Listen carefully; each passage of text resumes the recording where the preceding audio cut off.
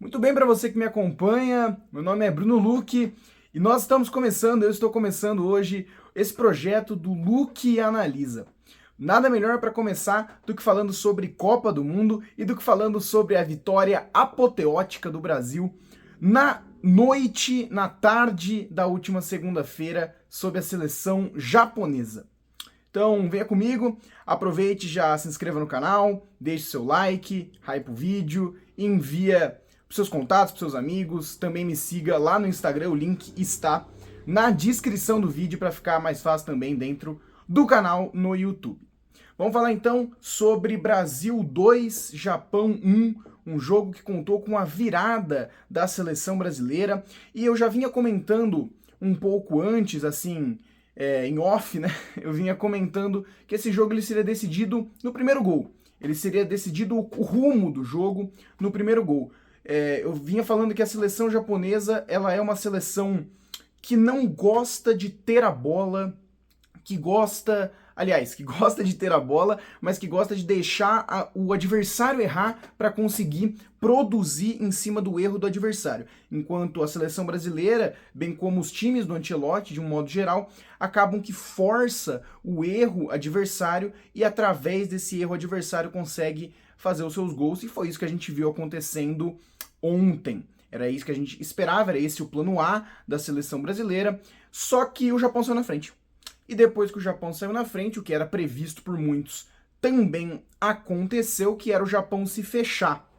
Nisso que o Japão se fechou, falando um pouquinho de tática, para a gente já entrar nesse assunto, o Japão jogou com uma linha de 5. O que é uma linha de 5? Uma linha de 5 são quando 5 defensores ficam ali na frente da área, normalmente um ala ou lateral esquerdo, um ala ou lateral direito e 3 zagueiros. O Japão, além dessa linha de 5 que fez na área, armou também uma linha de 4 meias ali para rondar a área, o que o pessoal costuma chamar no futebol inglês, principalmente, de estacionar o ônibus, né? Parking the bus.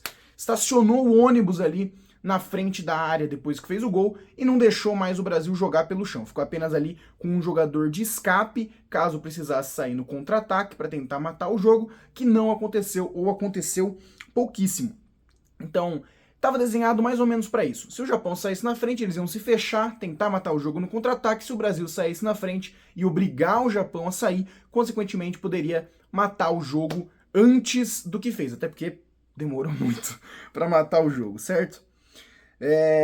O gol do Japão, vamos falar sobre o gol do Japão, que sai após 3 erros da seleção brasileira, e eu gostaria de pontuar esses erros, porque teve muita gente colocando a culpa em quem não teve culpa no gol, e teve gente tirando culpa de gente que teve culpa.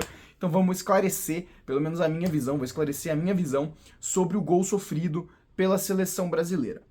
Uma jogada que parecia morta, uma saída de bola do Brasil, aí o Danilo vem tentar sair jogando um pouco mais para o centro do que ele deveria estar, força um passe no meio, o passe é cortado, né? O passe é interceptado, ele erra o retorno de bola. E nesse momento o Casimiro, que já tinha um cartão amarelo depois de uma falta boba, não dá o bote, prefere não dar o bote, prefere que a jogada corra, prefere que o time japonês ganhe os metros, esperando que a defesa do Brasil venha dar o combate para dobrar essa marcação. A defesa do Brasil não dobrou a marcação, a defesa do Brasil chega nesse terceiro erro, né, que foi correr para trás, principalmente ali o Gabriel Magalhães. O Marquinhos, a jogada não era muito dele, era mais pro lado do Gabriel. E o Gabriel preferiu correr para trás, o Gabriel foi dando campo, entrou na área, deu espaço, e foi nesse espaço que saiu a batida e saiu o gol do Japão. Então são esses 3 erros. O Danilo errando o passe ali pro meio, o Casimiro não ter feito a falta, não ter parado a jogada, ok, ele já tinha um cartão amarelo, mas a gente pode considerar que ele ter esse cartão amarelo também é um erro, porque foi uma falta, uma outra jogada, uma jogada até boba, a gente pode considerar assim, e o Casimiro tinha tomado amarelo, fica refém desse amarelo e não faz a falta para matar o jogo. E daí o terceiro erro, o Gabriel Magalhães correndo para trás, dando muito espaço, dando muito campo para o jogador japonês, que foi lá e fez o seu gol. O Alisson, na minha visão, ele fez o que deu. Era um bom chute, era uma boa finalização, não fez um milagre, não conseguiu fazer um milagre, mas era uma finalização que não dá pra julgar, não dá pra culpar, não dá pra matar o jogador por causa que não conseguiu defender uma bola dessa. Foi uma boa finalização, uma boa chegada do Japão. Nisso a gente já emenda para uma estatística do jogo. O Japão só finalizou 2 vezes para o gol do Brasil, enquanto o Brasil finalizou 19 vezes para o gol do Japão. É claro, o Brasil ficou muito mais tempo no ataque, o Brasil ficou muito mais tempo com a bola no seu campo de ataque, exatamente porque o Japão deu o campo para o Brasil, deu a bola para o Brasil depois de ter aberto o placar. Ainda assim, é uma superioridade numérica que fica comprovada, fica escancarada quando você abre qualquer aplicativo de estatística e bate o olho. Até quem não entende muito do que tá olhando, do que tá lendo ali, consegue ver que o Brasil foi superior nesse quesito posse de bola. É importante falar também que posse de bola não garante absolutamente nada, posse de bola não ganha jogo, posse de bola não arruma nada para você. Mas o Brasil teve mais bola e isso resultou no final ali com o Brasil superior, com o Brasil vencendo. O final de primeiro tempo do Brasil foi uma coisa deplorável. Foi o melhor momento do Japão no jogo, ali os últimos 10, 15 minutos da seleção brasileira foram muito ruins no primeiro tempo. O Ancelotti claramente tentou um plano de jogo que não deu certo e não conseguiu furar as linhas do Japão. E voltando lá atrás do que eu estava comentando sobre tática, sobre linha de 5, linha de 4, furar a linha é exatamente quando algum jogador ou algum passe entra no meio dessas linhas e consegue receber o passe, o jogador consegue receber o passe, o jogador consegue dar um passe que fura essa linha de marcação. Então por isso a gente chama quebrar linhas, o jogador que quebra linhas, um passe que quebra linhas. A Copa do Mundo ensina muito também esses termos pra gente e eu vou destacando aqui, porque às vezes o que é óbvio pra mim não é óbvio pra você, a gente tem que pontuar, a gente tem que destacar, ainda mais falando sobre um assunto tão popular como a nossa seleção brasileira. Então a seleção não conseguiu, no primeiro tempo, quebrar essa linha de marcação que o Japão já vinha fazendo, e depois sofre aí a lesão o Paquetá. As notícias, no momento que eu gravo esse vídeo, não são nada animadoras, é uma lesão na coxa, uma lesão um pouquinho complicada do Paquetá, talvez ele não consiga dar continuidade na Copa do Mundo, que é uma pena, porque ele vinha fazendo uma boa fase de grupos, fez uma boa fase de grupos, é um jogador importante para o grupo, vinha sendo titular e nunca é bom para nenhuma seleção perder um titular, ainda mais numa fase de mata-mata de Copa do Mundo. Nesse momento, no intervalo, o Ancelotti mostra para todo mundo por que ele é o técnico da seleção e por que nós somos comentaristas, meros comentaristas. 90% das pessoas, 99% das pessoas tirariam o Casemiro naquela situação, colocariam o Fabinho, colocariam o Danilo. Eu, naquele momento, pedia a entrada do Danilo, trazer talvez o Bruno Guimarães para fazer a posição de volante, de primeiro volante. Mas, bom, não ocorreu. O Casemiro ficou no campo, ele colocou o Endrick no lugar do machucado Lucas Paquetá. O Endrick não rendeu, infelizmente, para infelicidade da maioria das pessoas. O Endrick não conseguiu render.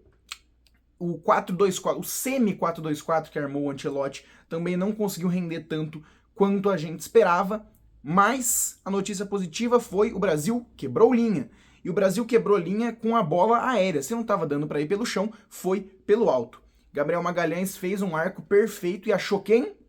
Casemiro. Aquele que eu teria tirado no primeiro tempo, aquele que provavelmente você também teria tirado no primeiro tempo.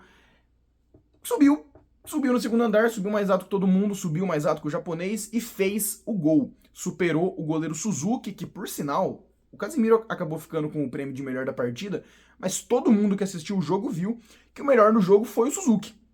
O melhor do jogo foi o goleiro do Japão, não tem muito que a gente falar sobre isso. Mas depois que o Brasil faz o gol e acende um alerta no Japão, obriga o Japão a atacar, obriga o Japão a sair pro jogo, parece que o Brasil ficou muito melhor, o Brasil cresceu, teve aquela jogadaça do Vinícius Júnior, logo na sequência que ele deu a caneta em um, passou por outro, deixou o japonês no chão e quase fez um golaço que seria o gol da Copa, mas o Suzuki tocou nela, a bola ainda deu um beijinho na trave antes de sair e nada feito.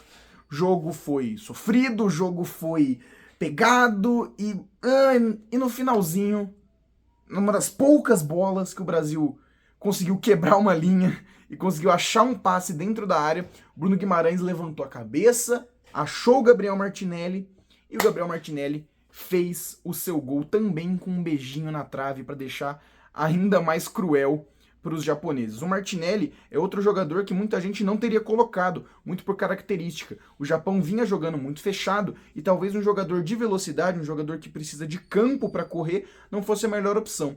Mas o Martinelli entra, o Martinelli faz o que ele tinha que fazer, aparece dentro da área e vira o jogo para o Brasil aos 90 e tantos minutos.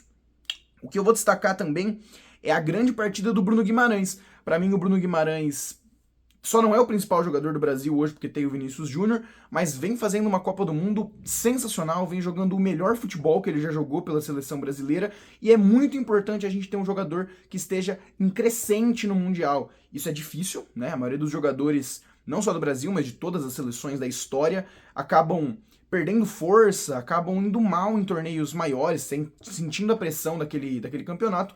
O Bruno Guimarães vem acontecendo exatamente o oposto, jogando muito leve, jogando muito solto, fazendo um excelente papel como segundo volante, como camisa 8 da seleção brasileira, e isso é louvável. Grande partida, mais uma, do Bruno Guimarães. Vini muito bem depois do primeiro gol. Antes do primeiro gol ele estava sendo muito dobrado, tinha sempre 2 jogadores em cima dele, não estava conseguindo fazer muita coisa. Depois ele ainda teve mais um espaço para trabalhar e quase fez um golaço.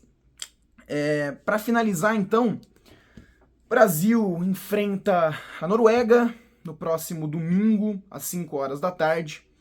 E, bom, eu vou falar um pouquinho mais desse jogo em uma próxima análise, mas o que eu já posso destacar é que vai ser um jogo tão sofrido quanto foi essa partida contra o Japão. A gente pode esperar muito gol, a gente pode esperar muita coisa, e a gente pode esperar que o Haaland dê trabalho para os nossos defensores e que eles vão remando de volta para casa, de volta para a Noruega, que o Brasil possa continuar seguindo aí o seu caminho até o hexacampeonato. Então é isso. Destaques para o Bruno Guimarães, destaques, obviamente, para o Martinelli, para a redenção que o Casemiro teve, e a gente fica por isso, fica com essa, fica com a vaga para as oitavas de final, e o adeus pro Dragon Ball, o adeus pro Pikachu, o adeus pros japoneses. Vamos comer um sushi para comemorar, vamos vibrar, e a gente vai secar aí o resto da rapaziada para ver se o Brasil consegue um caminho legal, consegue um caminho bom para chegar até a final. Muito obrigado para você que assistiu, e conto contigo nesse começo de projeto, conto contigo para compartilhar, para estar aqui presenteando com a sua audiência, com a sua paciência. Compartilhe também no Instagram, compartilhe para os seus amigos e até a próxima. Meu nome é Bruno Luque, esse foi o primeiro Luque Analisa. Valeu, tchau, tchau.